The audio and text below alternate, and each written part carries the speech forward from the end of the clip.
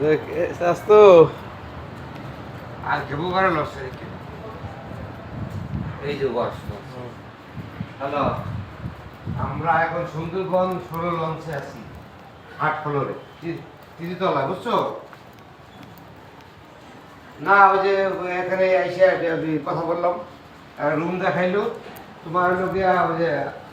semi VIP নাই বা VIP ওগুলো শেষ হয়ে গেছে না এখন আছে একটা রুমের মধ্যে 3 জন যাওয়া যাবে বুঝছো একটা ডাবল খাট একটা সিঙ্গেল খাট বুঝছো 3000 টাকা ওয়াশরুম পায়রা আর নাকি ওই যে তুমি কি হয়েছিল যে খেবু পাড়া ফটো খালি